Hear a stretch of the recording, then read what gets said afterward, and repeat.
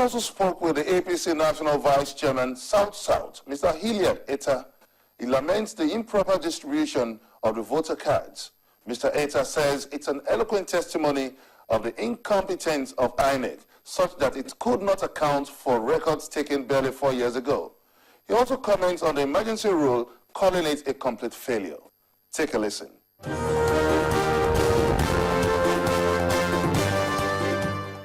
It is a manifestation of incompetence. Simply, there is no other way of looking at the issue than the issue of competence, because everything that the INEC asked for was given to the INEC. Okay, so what should be done to get it right? Well, I was not paid, or I am not paid by the federal government to do the work of the INEC, but I would suggest that they do what is right. If the equipment that they procured was not the right equipment, they should get the right equipment. If the personnel are not the right personnel, they should get the right personnel. Everything must be done to give credibility to the 2015 elections. And as it stands now, there is a credibility deficit on account of this PVC, and this should not be the case at all. Now let's move on to the recent comments made by the IGP, the Inspector General of Police, Suleiman Abba, refusing to recognize the status of the Speaker as the authentic Speaker of the Federal House of Representatives. How do you see such a development? It is sad. It is sad in the sense that this is a man who never, I'm very sure, never knew he was going to be nominated to be the IGP of Nigeria.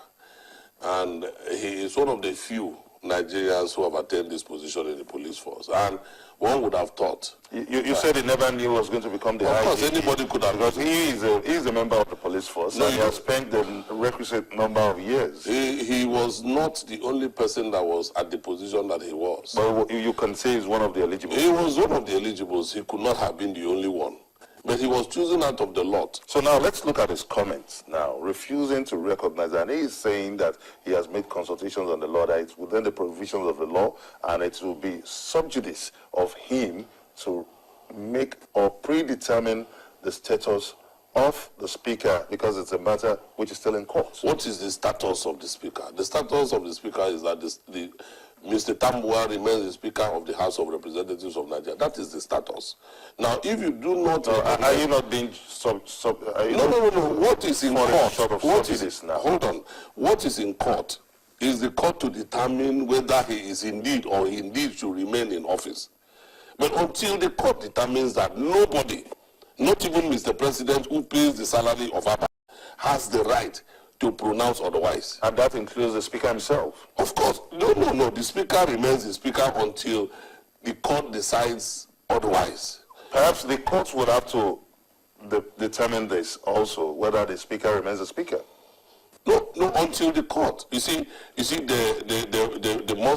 is a separation of duties for the various arms of government, and the role of the executive is not the interpretation of our laws.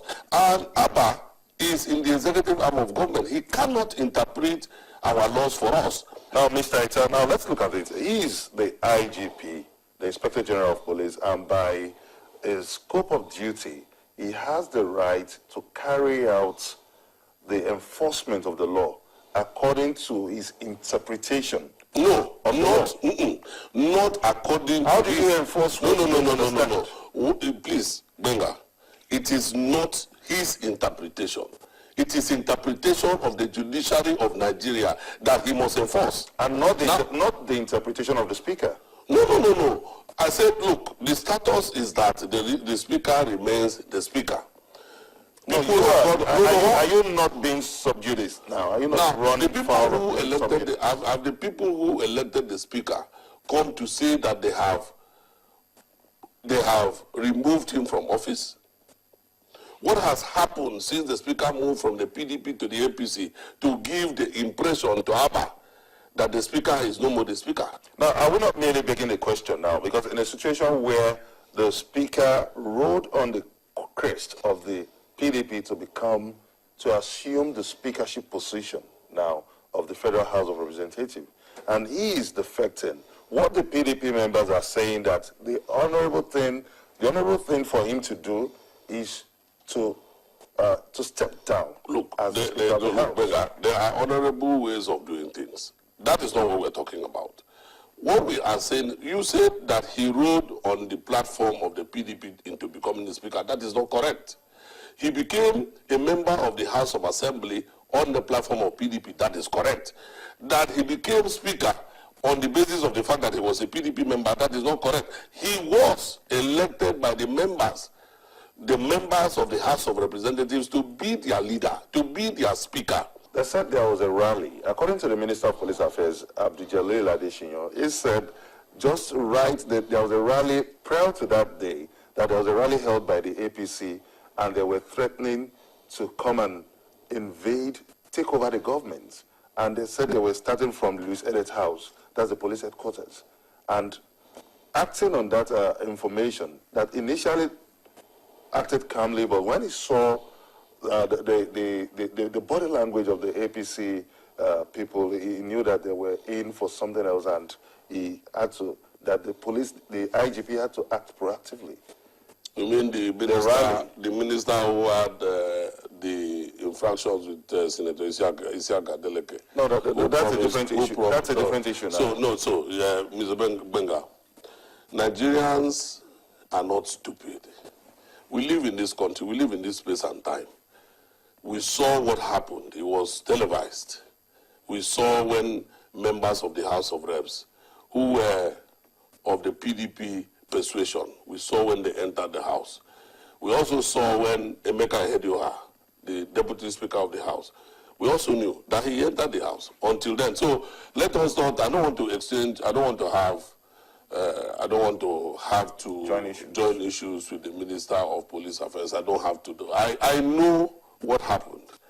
And most Nigerians know what happened. So the Minister of Police Affairs or any other minister for that matter will not come in the public space to fool us. Now let's set our gaze on the forthcoming 2015 elections. Let's, with particular emphasis on the presidential elections now. Maybe taking a point of departure from the recent issues and within the APC, the quest for the turn of the riverine areas, zoning issues and all that. How do you see the APC weathering this storm? A few months to the elections, the national level, the APC is yet to come up with a candidate for the presidential elections. So how do you see this race with the PDP that seems to have a singleness of purpose in winning this presidential elections? It's so funny. Let me tell you, read my lips. The APC will win the presidential election. And Mr. President will have to go home. I don't know why you would see the few frictions, the few cases of frictions in the APC compared to the avalanche of crises everywhere in the PDP, my state inclusive, everywhere in the country. There is no single state in the whole country, the 36 states, that the PDP does not have crises of humongous proportions. And yet you're talking about APC having a few frictions here and there. We have conducted primaries in about 36 or 33 states or 32 states. Free, fair, and transparent primaries. I think that the 40th state of the realm should commend the APC for attempting to bring back internal democracy into our political process. We have done so. And we can beat our chest and say that on the 10th of this month, the APC will show the world that Nigerians can actually line up and choose their presidential candidate. We are going to do so. It is against the charade that the PDP has done.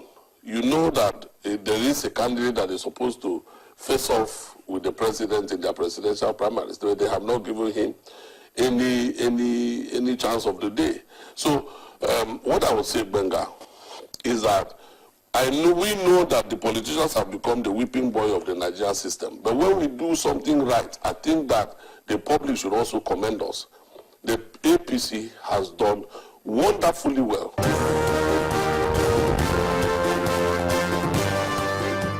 And that will be all on this episode of Roadmap 2015. Don't forget to send your comments on our different social media platforms shown on your screen. Join us next week for another exciting episode of the program on Channels Television. Many thanks for watching. I'm Benga Ashiru saying goodbye.